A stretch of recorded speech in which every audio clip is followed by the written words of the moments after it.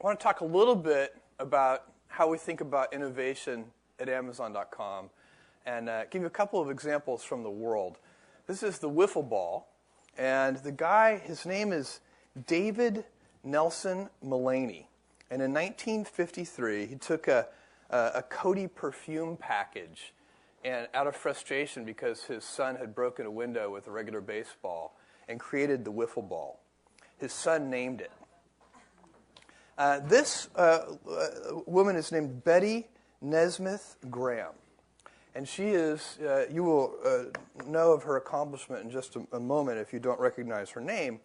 But she was an executive assistant in the time when typewriters transitioned to film cartridges from ink ribbons.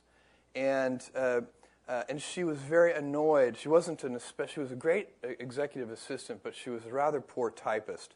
And she was annoyed by her inability to erase her mistakes with the film cartridges.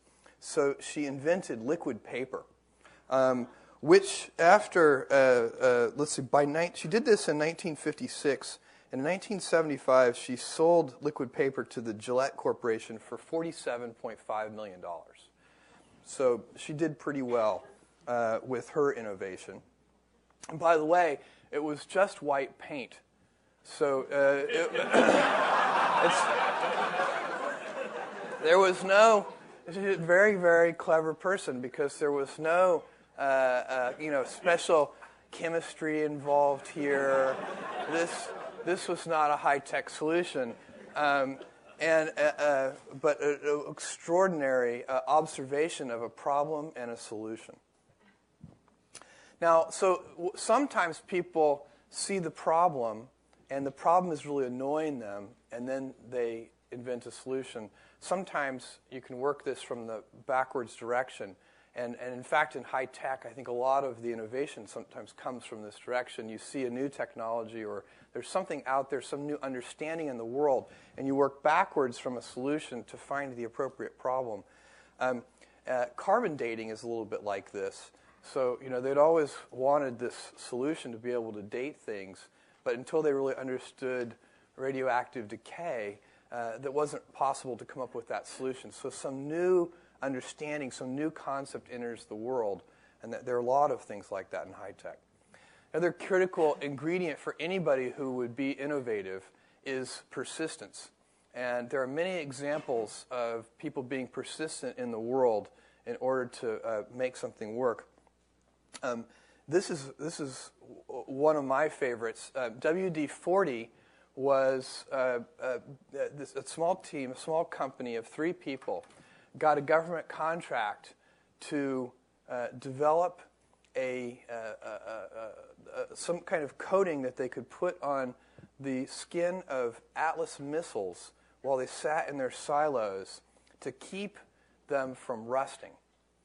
And they worked on this for a long time to find this right compound that would do this job, and finally did it. Now, it turned out that the Atlas missile market was a fairly small one. So the company wasn't really able to make much progress. Now, what does WD-40 stand for?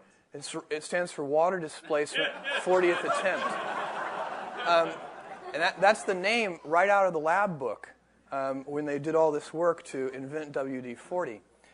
So when they properly recognized the size of the Atlas missile market, they started to think about a different business plan. And the company was called the Rocket Chemical Corporation.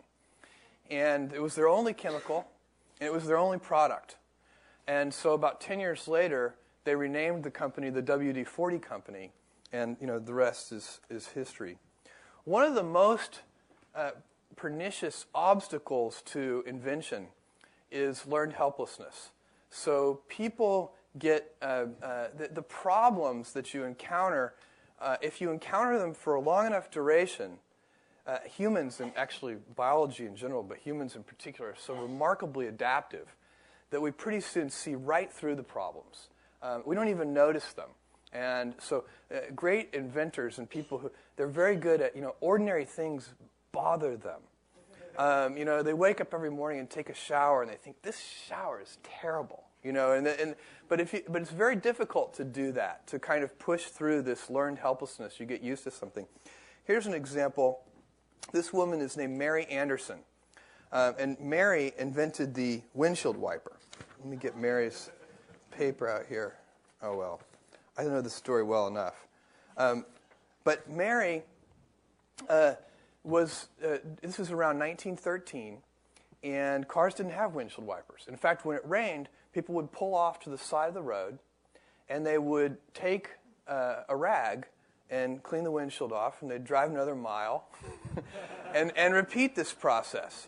And they thought nothing of this. And Mary, looked at this, and she said that it's ridiculous, and that there must be a better solution than stopping every so often and cleaning off your windshield with a rag. And so she invented the windshield wiper, and she was roundly criticized that this was a ridiculous thing, and people had all sorts of reasons why it wouldn't work, primarily that it would be a huge distraction for drivers to have this thing going back and forth in front of them. But she persisted, and this happened very quickly. Within 10 years of her invention of the windshield wiper, they were standard equipment on all cars. So it was one of these things that, it actually, even though people poo-pooed it, once they tried it, they're like, not having to stop every mile with a rag is actually a pretty good idea. And so Mary definitely got the last laugh. And this is one of my favorite inventions and a fantastic example of learned helplessness. Because, toilet paper was invented. And people, let's see, the year, this is in the mid-1800s, a guy named Joseph Gayetti, 1857, invented toilet paper. This is the first toilet paper. It's hard to read, but it says, many people have wooed their own destruction, physical and mental, by neglecting to pay attention to ordinary matters. Rarely in an advertisement does one find such a profound statement. But this is one of those things. People didn't know they needed toilet paper until Joseph Gayetti invented it. And then very shortly thereafter, they began to realize they didn't know how they lived without it. And it's certainly difficult to consider going back. Now, let me make one very important disclaimer right up front that Amazon.com does not claim any inventions nearly as important as toilet paper. This is clear. But we have been working hard on innovation, and we've done a bunch of different stuff, and and we have been for the whole 9.5 years of our history, and I want to talk a little bit about that. So first of all, it's sometimes useful to take a little time travel trip and move backwards. This is what Amazon.com looked like in July of 1995. I think this is actually a screenshot from August, and it's changed a lot since then. This is, by the way, I wrote all of this HTML myself. No, really, please hold your applause. There's no need. Really, you're embarrassing me.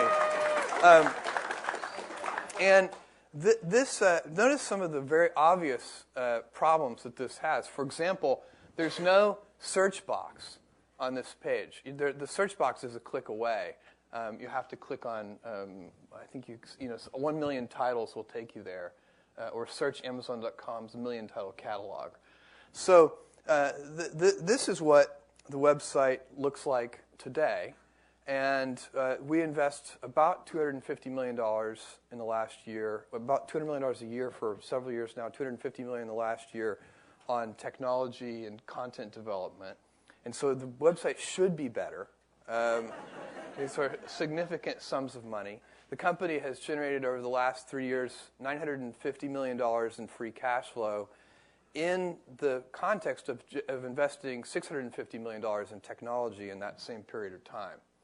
So we've gotten smarter about a few things. The search box is now, you don't have to click. It's not one click away. It's right there. And there are a bunch of other things going on here. But the point is that you lose track in the moment of how much innovation there is over a 9-year period. But one of the things that is very important at Amazon that we're constantly trying to do is reject this either-or thinking that really is, at the heart, one of the big impediments to innovation. Let me give you a simple example, which is in customer service. What we want to do is make the service better so that we can have the ACSI rating that you're talking about of 88, which we are very, very proud of. And because they have a panel of like 60,000 customers that they poll, so it's a very statistically significant kind of result, and it's something that we do. It's a metric that people have worked very hard, not specifically on that metric, but on the things that lead to it. So it's a great, for us, it's something that we are very proud of. We get a lot of customer contacts, and one of the things that we would like to do is minimize customer contacts and in order to save money so we can offer people lower prices, but still offer great customer service. And so how do you solve that problem? Well, you do it a couple of ways. One is you eliminate defects and eliminate root causes of defects, because if customers are contacting you, they probably didn't want to. I think actually the number 4 reason we get contacted is to say thank you. And so that's kind of nice. We don't need to eliminate those contacts. But most of the contacts that we get are not to say thank you. They sometimes come in all capital letters. So if you can eliminate the defects, you're going to save money because you're not going to have to handle the customer contact at all, and you're going to improve the customer experience. So there's no trade-off in reducing defects. And the closer you reduce defects to the root cause, the more that's going to be true. You're going to both improve the experience and save money. No trade-off. But the second thing that we did is build customer self-service. And this is this is the page where you go to do customer self-service, and we let people cancel their own orders.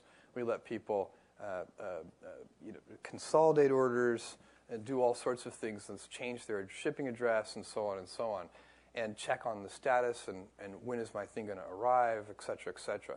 And that has really empowered customers. And what you find is in other industries like the hotel industry, Embassy Suites often wins the best customer service award in hotels when they poll heavy hotel users. And of course, the secret to Embassy Suites winning that is that they don't actually have any service. It's all self-service. And so people, when they're serving themselves, think the service is terrific. So you have the buffet out, and if the buffet is out and the food is free, so you just take the food and you leave, there's just not much that can go wrong. And that really helps. So that's something that we've worked hard on, and it's an example of rejecting either-or thinking. And we have been able to reduce contacts over the last 7 or 8 years by 85%, which is a huge reduction.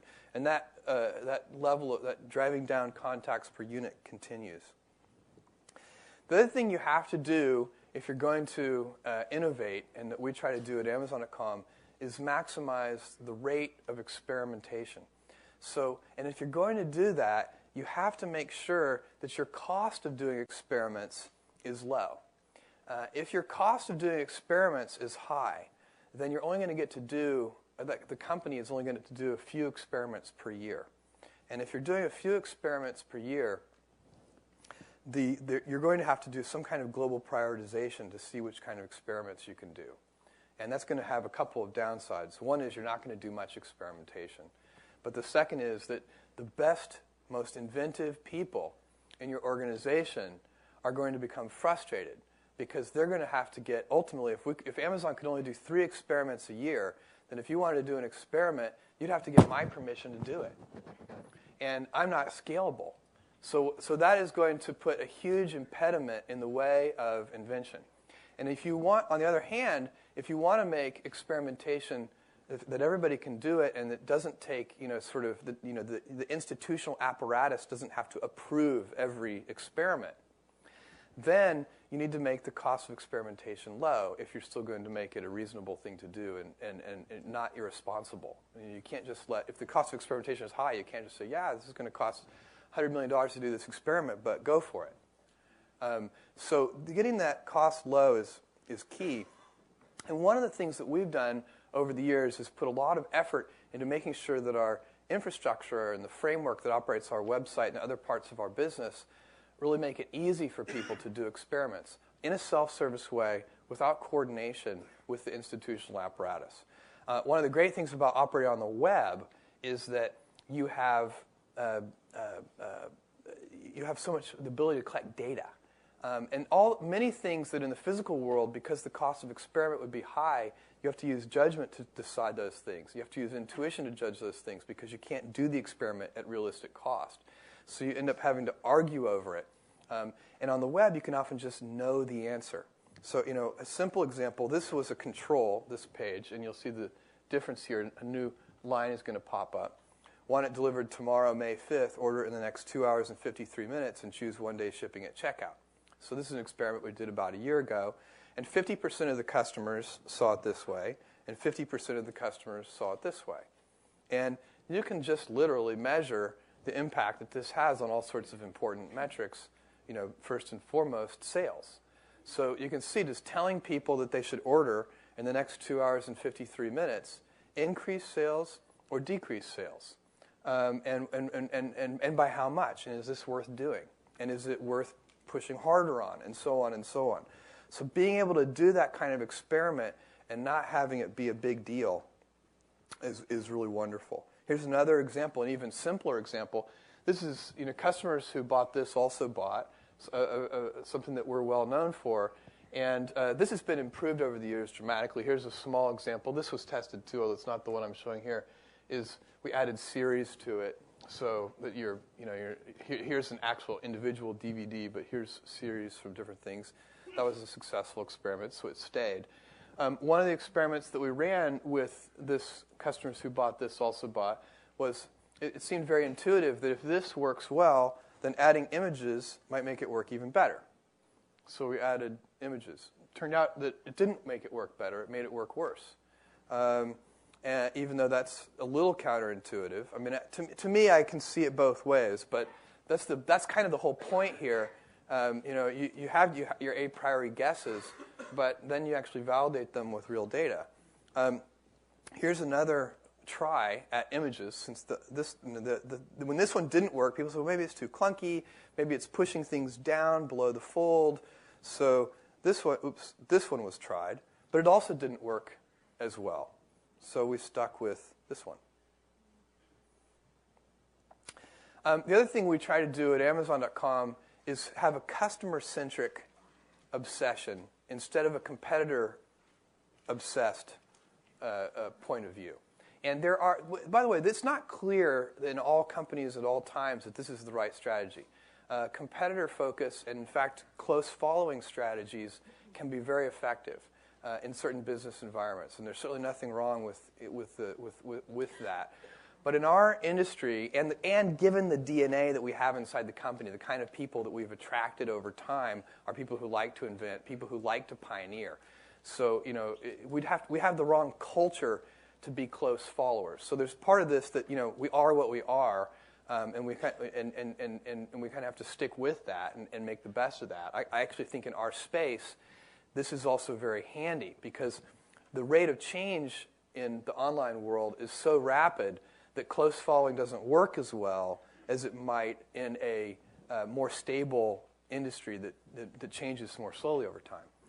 But one of the things about these fast-changing industries is I often get asked by audiences, if I do a Q&A period, what's going to change in 5 to 10 years?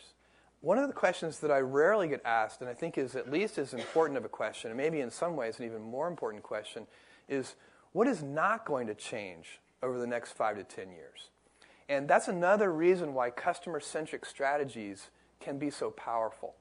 Because competitor-focused strategies have to change a lot. The competitive set changes so rapidly. Over the last 10 years, our competitive set has changed, and the technologies have changed. So many things change. But the basic drivers of our business, the core things that customers want, do not change. We know that what customers want are selection, low prices, and convenience. And I guarantee you that 10 years from now, they're still going to want selection, low prices, and convenience. We are not going to wake up 10 years from now and have customers say, this is all well and good. I love this thing, Amazon.com, but could you make it a little less convenient? It's just not going to happen. And so when you work on low prices, you have to figure out inventive ways to do that. And there are inventions at different granularities. A lot of the most important invention happens at the finest granularities. So incremental improvements in unit productivity are critical. So in our fulfillment centers, which are about we have about 7 million square feet of fulfillment centers. Each one is about 700,000 square feet. These are huge buildings, kind of corner to corner. They're half a mile on a side. And so, how do you pick? You can order any 2 items. We have more than 1 million items in stock. Which, to put that in context, a Barnes & Noble superstore has about 125,000 items. A Costco or Sam's Club has about 4,000 items. A big box electronics store has about 7,000 items. So over 1 million in-stock items is a lot of items. And you can order any 2 of those items, and before 6:30 p.m. Eastern Time, if you order them before 6:30 p.m. Eastern Time, we will ship them that same night. So, and those 2 items might be on opposite sides of this big fulfillment center. So there's a tremendous amount of work and very sophisticated computer algorithms that go into optimizing the pick paths so that we can pick those items and get them into the same box at low cost. It's easy to do that if you're not worried about optimizing cost. It's very difficult to do that if you are concerned about optimizing cost. So those kinds of incremental improvements, taking those pick path algorithms and making them modestly better and doing that every day. And the key to doing that kind of invention is to make sure that you have small, separate, empowered teams that aren't subject to a bunch of dependencies in the rest of the organization. They know what they're trying to achieve, and they go about making those incremental improvements day in, day out, month in, month out. They have to be able to answer the question, which and it's amazing. You'll find that this is very common in the business world, that people often cannot answer the question, how do you know whether you're getting better or not? At this particular thing. And picking the granularity of where you ask that question is the trick. I mean, it's very easy, on the distant outputs, if you look at, something like free cash flow or revenues, those kinds of things, people know whether they're getting better, but those things are not directly actionable. You can't, assign some team and say, look, go drive free cash flow. It's just too easy. I mean, it's easy to command them to do it, but they won't be able to do it. I mean, it's a useless kind of thing to ask for. And then on bigger granularities. So one of the things that we also observe is that used products can have much more value proposition for customers. So we invite third-party sellers to compete against us on our prime real estate, which is our detail pages. That's an invention that also not only adds lower price, but selection too. So you go through all these things. Selection, one of the things that we've done recently to increase breadth of selection at Amazon is, again, invite these third-party sellers in. This works in all the categories where we operate. And in some of the newer categories, like apparel, it's a huge part of the strategy. Convenience. The most recent thing that we've done to increase convenience is for our heavy customers, which is something called Amazon Prime. And Amazon Prime is we only launched this a week ago, and it is a $79 flat fee membership. You pay $79 a year, and you get 2-day shipping for free. And that is the idea here is to take what might be an indulgence for people, getting next day air shipment or second day air. Next day air is just $3.99 an item once you're a member. And take something that they might perceive as an indulgence, transform it into a fixed cost, and then once people can view it as a fixed cost, they say, well, why not have 2-day shipping on my items?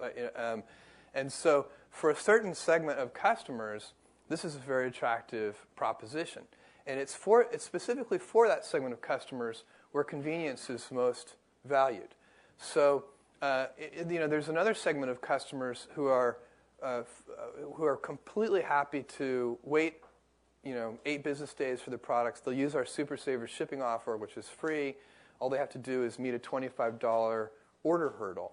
So they're perfectly willing to save a few things in their shopping cart until they can meet that order hurdle. They sort of manage that. It creates a little bit of mental overhead for them, but they're okay with that. And so that becomes a great value proposition for them. And there's another set of customers who think about this completely differently. They hate the fact that there's this $25 order hurdle. They want to be able to buy, one thing when they see it, get it done, have it come. They want it to come fast. They don't want to have to think about it. They don't want to have to try and optimize shipping costs. And in fact, one of the things that happens for that kind of customer too is there's a kind of cognitive dissonance or guilt that gets set up in their head. Since they can get the shipping for free, they feel like they should be getting the shipping for free. And so even though maybe for them that's not actually a rational economic consideration. This is another convenience-oriented feature that's been on the website for a couple of years now. It's Instant Order Update. And this reminds you that you've already bought something. And we get feedback from customers all the time. This is something that we measured, tested very, very carefully, and it reduces sales. There's just no question about it that in the short term, it's a statistically significant way reduces sales. And so we overruled that with judgment and said, even though we can't do long-duration longitudinal tests in time, like a drug company would do to test for toxicity and that kind of thing, where they do like a 10-year test. Those tests are just so expensive to do. We're going to make a intuitive bet that having this thing that reminds you that you already bought something will be so beloved by customers that it'll be one of the reasons they like Amazon.com.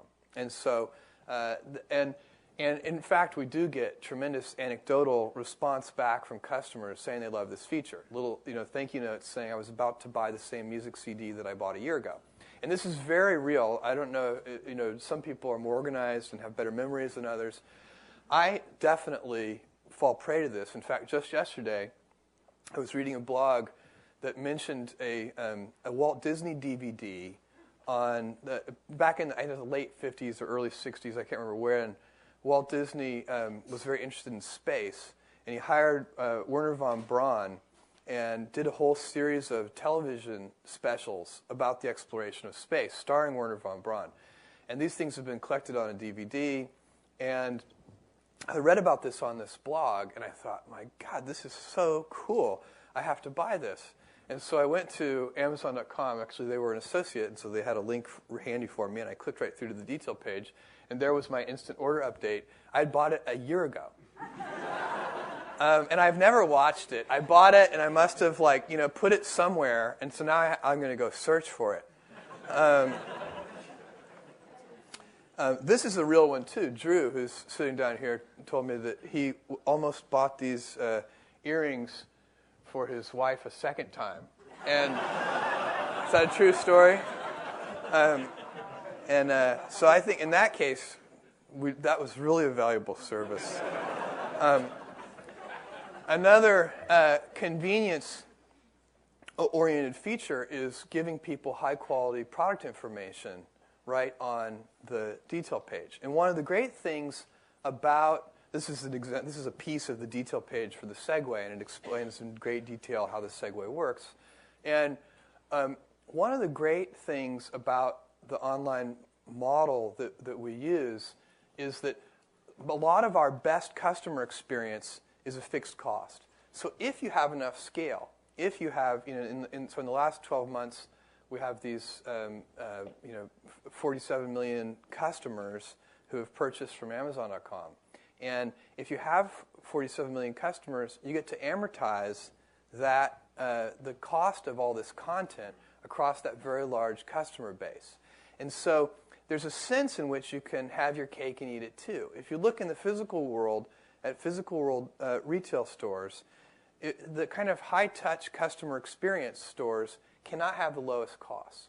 And the reason for that is that those stores, the things that generate high-touch customer experience in the physical world are variable cost things.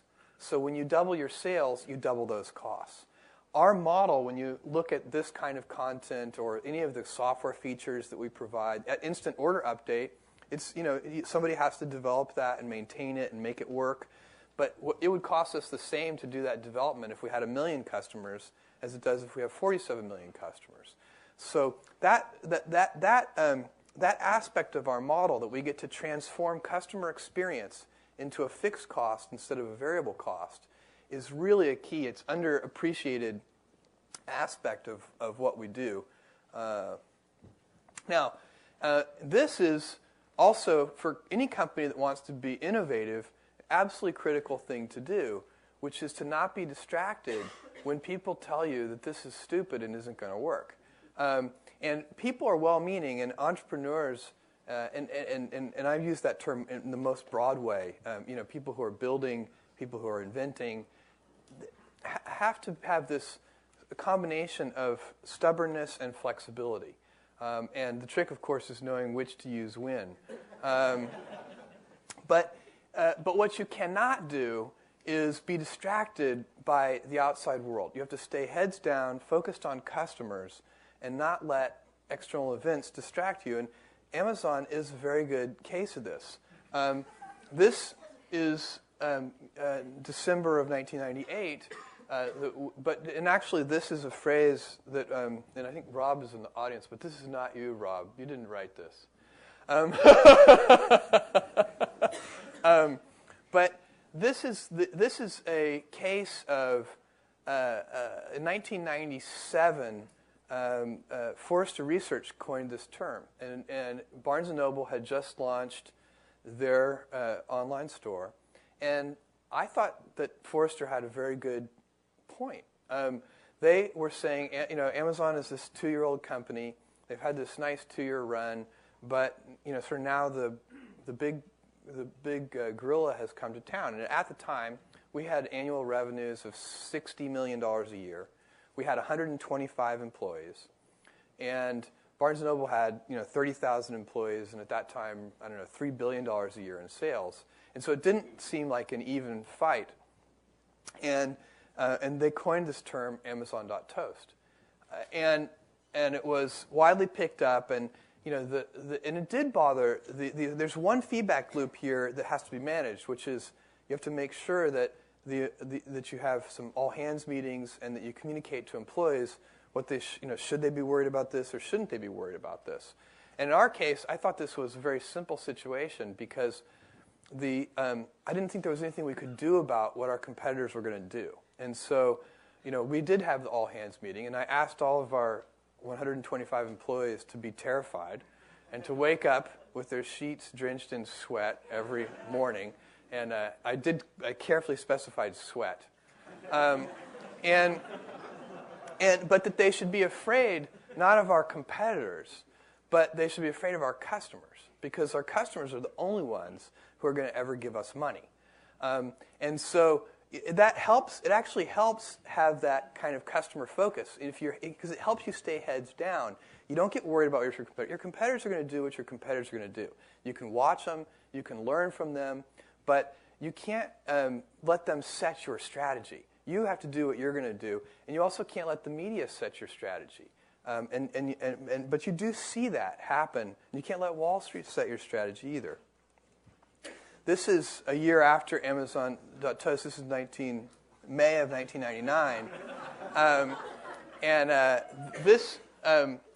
I've always been amused by this, but I'm comfortable being misunderstood. But this, I have to tell you, my mom really hated this. This really bothered her. She was so pissed off about this.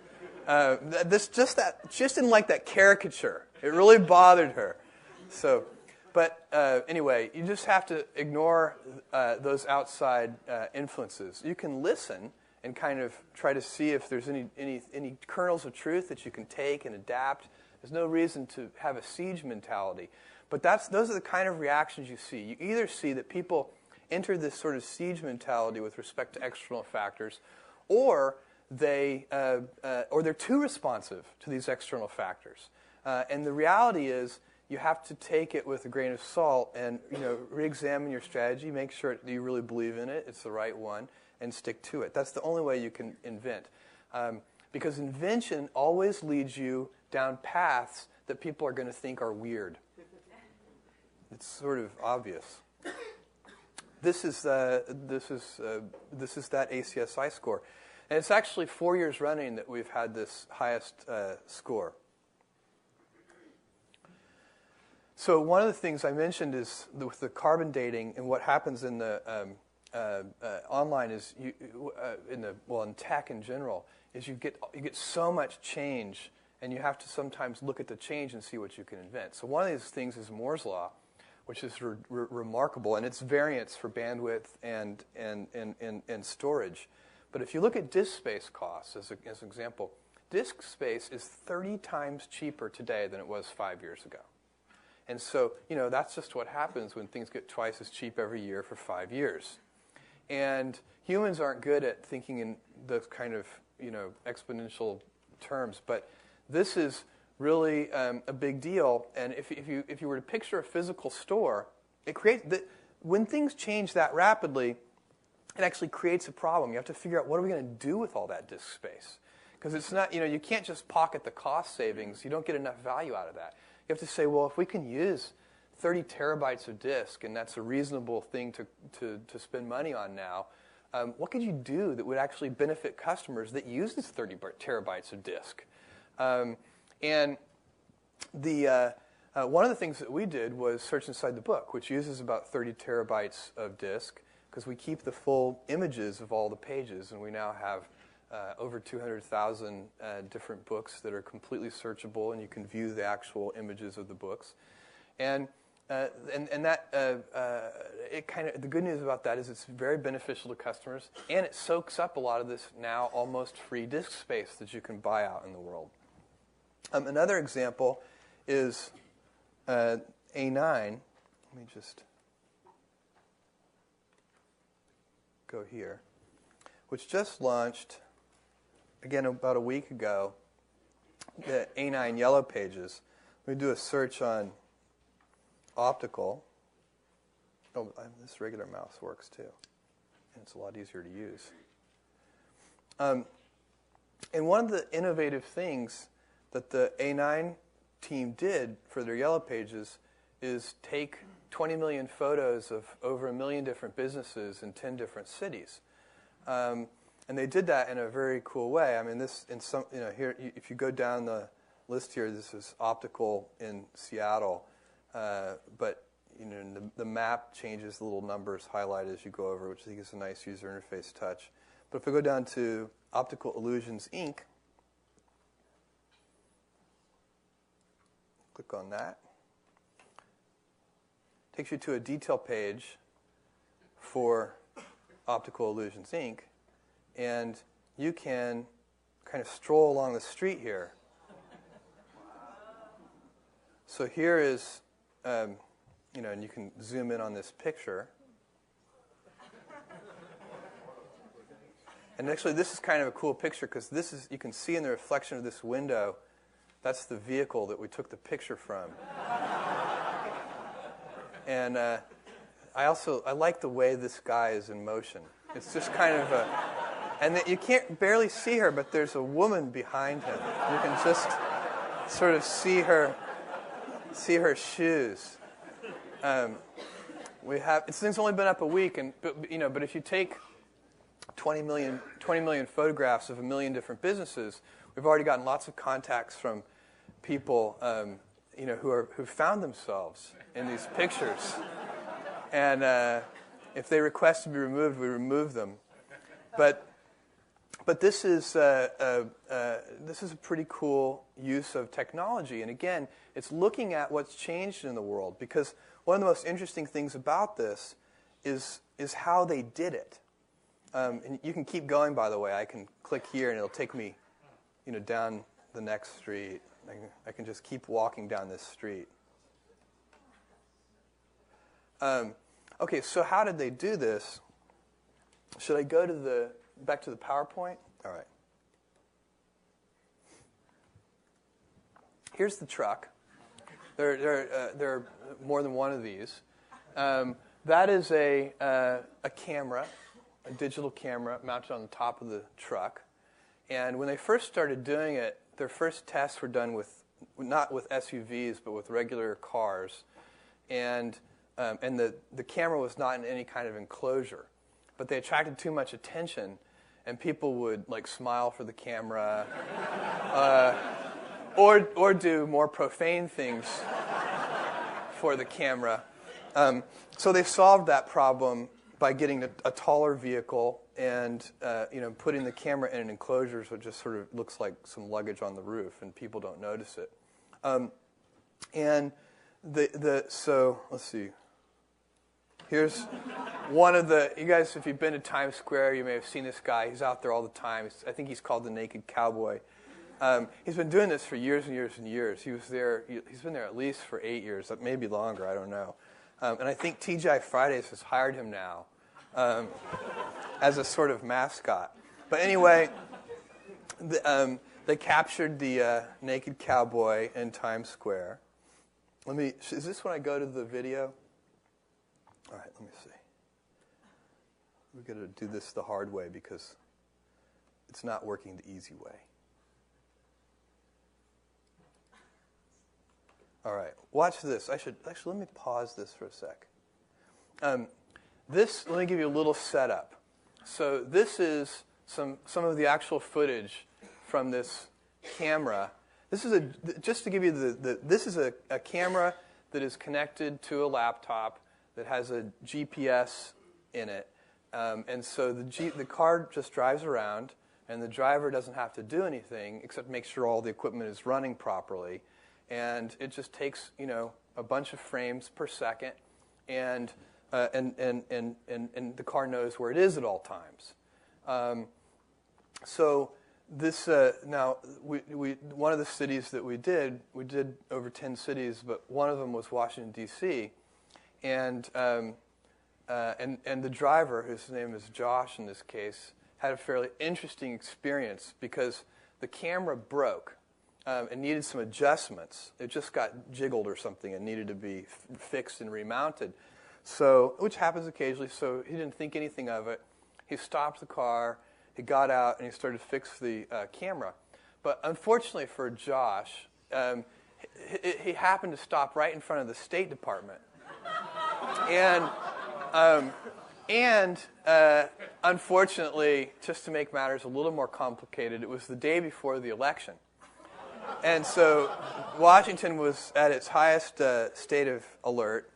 And fortunately, this entire incident was captured on video, and it's kind of fun to watch. So there's Josh. He's getting out of the car. Going to work on the camera a little, but he sees somebody's coming. He's reaching for his cell phone now, trying to call Amazon.com legal. Now there are two of them.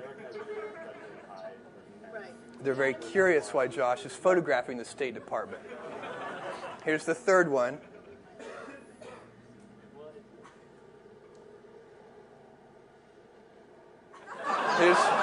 Here's the fourth one. And if you can catch glimpses of Josh's face, you can see that he is a little stressed. By the way, at a certain point here, you can see the woman in the red hair, who I think is the one sort of in charge. She's trying to calm Josh down, and she says something to him like, "It's not like we're accusing you of having a bomb or anything," which didn't really work. And yeah, here's the great. They take a picture of Josh, and they actually they actually were very friendly to Josh, and he explained the whole thing, and they made some phone calls and confirmed his strange but true story about what was going on. And the whole incident only took like 45 minutes, and Josh was sent on his way to photograph the rest of Washington, D.C. Let's go back. Okay. But all of those things, okay. All those things are, if you look at what all the problems that had to be solved to do something like get that, the GPS integrated with the digital camera and get those in trucks and then solve all these little point problems that people were noticing in the camera and so on, that's what innovating is all about. It really is those kinds of problems. And the great thing about this is, at Amazon.com, is I do very little of this. So, we have a culture where people in small teams can go off and do these relatively low-cost experiments and try to build neat things. If you want to have an innovative company, the single most important thing, even ahead of minimizing the cost of experimentation, is to make sure that you're selecting the people correctly on the way in. And so you need to hire people who like to build, who like to invent, and you need to make sure that they like to do that at all granularities. Sometimes you come across these people who are only interested in inventing at the grandest sort of whiteboard level, and they actually can't make progress in the real world. They're unwilling to figure out how to mount the camera on top of the truck. And mounting the camera on top of the truck turns out to be incredibly important. This is, I've mostly included this slide to demonstrate my true pedigree as a geek. This is me in 4th grade. Most of you in this room are far too young to recognize that device that I'm sitting in front of. But I'm one of the only people I know who had access to, my age, who had access to a computer in 4th grade. The school that I went to in Houston got this, a company donated this teletype and also donated some excess mainframe time-sharing time that they had. And so we got this thing one day, and none of the teachers knew how to use it, and nobody knew how to use it, but it had manuals. And that phone receiver is called an acoustic modem, and you actually put it's a 300 baud modem, and all the programs were stored on paper tape, which you'd punch holes in. And me and about 3 other kids started staying after school and learned how to program this mainframe computer and store our programs and our very primitive programs on paper tape.